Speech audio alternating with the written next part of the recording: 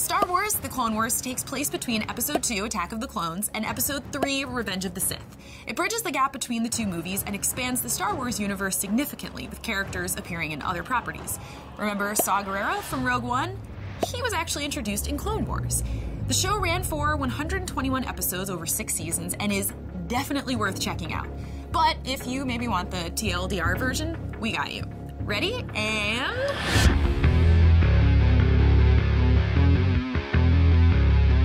The show starts with Anakin Skywalker, that's Darth Vader pre-James Earl Jones and breathing problems, and his new Padawan, think mentee, Ahsoka, feeling each other out and ultimately learning to trust one another. This all plays out against the Jedi trying to hold the Republic together as the seeds for what will become the evil Empire are sown.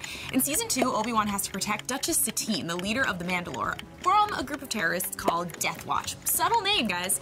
Obi-Wan had the feels for Satine, so yeah, that's complicated. Also, the Separatists, they're the ones that will sow the seeds for the Empire, started to target the Jedi as a major problem, sending bounty hunters after them and kidnapping Force-sensitive teens. In Season 3, people like Senators Amidala and Organa try to keep the peace, but the war between the Republic and the Separatists is growing. Meanwhile, Anakin, Obi-Wan, and Ahsoka get trapped on this planet called Mortis with living beings that are the embodiments of the light side and the dark side of the Force, giving Anakin a glimpse into his mean, helmet-laden future.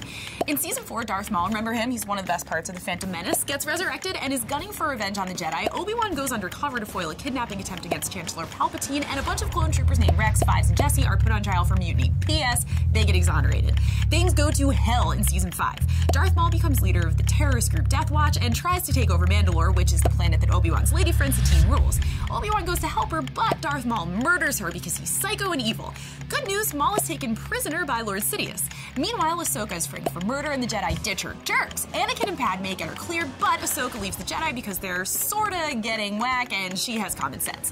The 6th season never actually aired, but was released on Netflix and labeled The Lost Missions. It spends a lot of time setting up what we see in Revenge of the Sith, particularly with Anakin and Padme's relationship starting to crack and the discovery that all the clone soldiers have Order 66 embedded in them, namely in order to kill Jedis, which, P.S., is how Ahsoka survives, because remember, she left her because they didn't have her back? That worked out, right?